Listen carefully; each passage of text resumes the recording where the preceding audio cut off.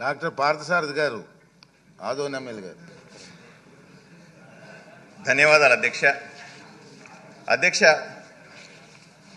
అన్నమయ్య జిల్లా రాయచోటిలో శ్రీ వీరభద్రేశ్వర స్వామి పేర్వాట ఉత్సవం మార్చి 4వ తారీఖున జరిగింది అధ్యక్ష. ఇందులో జరిగిన ఒక సంఘటన గురించి సభకు తెలియజేయడానికి నేనున్నా అధ్యక్ష. 1300 సంవత్సరాల చరిత్ర ఉన్న ఆలయం అధ్యక్ష. తరతరాలుగా వస్తున్నటువంటి ఉత్సవం.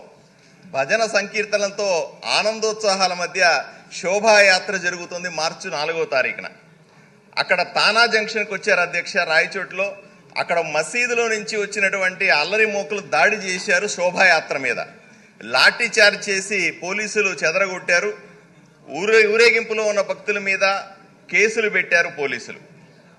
అల్లరి మూకల మీద అయితే గొడవ చేశారని కేసు పెట్టారు. హిందూ భక్తుల మీద మాత్రం హత్యాయత్నం చేశారనే కేసు పెట్టడం జరిగింది అధ్యక్ష. అక్కడ ఎస్ఐ నరసింహారెడ్డి అనే వ్యక్తి ఎస్పీ గారికి ఒక కంప్లైంట్ రాస్తాడు అధ్యక్ష.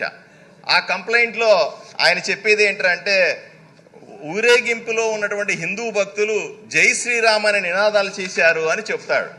అయ్యా, రాష్ట్రంలో జై శ్రీరామ్ అనే నినాదం చేయడానికి పోలీస్ అనుమతి కావాలా అని నేను హోంమంత్రిని సూటిగా ప్రశ్నిస్తా ఉన్నా.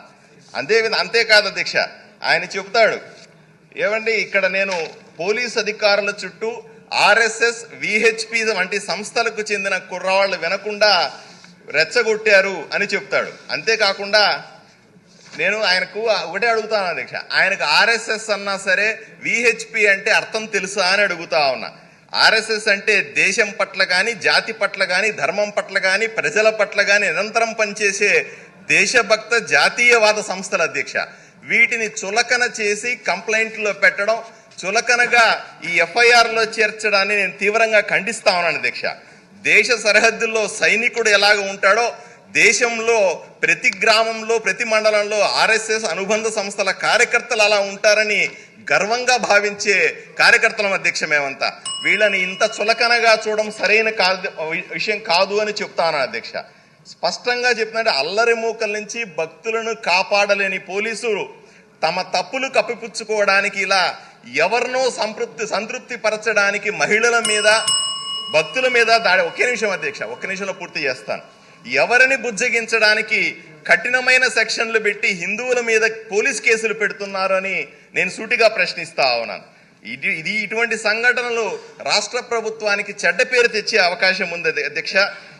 ఎవరు ఇటువంటి అల్లరి మూకలని ప్రోత్సహిస్తున్నారు, ఎవరి నాయకత్వంలో ఇవన్నీ జరుగుతున్నాయని కనుక్కొని వీటిని కఠినంగా శిక్షించాల్సిన అవసరం ఎంతైనా ఉందని చెప్తా ఉన్నాను. ఎందుకంటే రాష్ట్రంలో ఉన్నటువంటి హిందూ భక్తుల మనోభావాలు దెబ్బతినే విధంగా జరుగుతున్నటువంటి ఇటువంటి సంఘటనల మీద ప్రభుత్వం తక్షణమే కఠినంగా వ్యవహరించాలని మీ ద్వారా కోరుకుంటున్నాను అధ్యక్ష. నమస్కారం.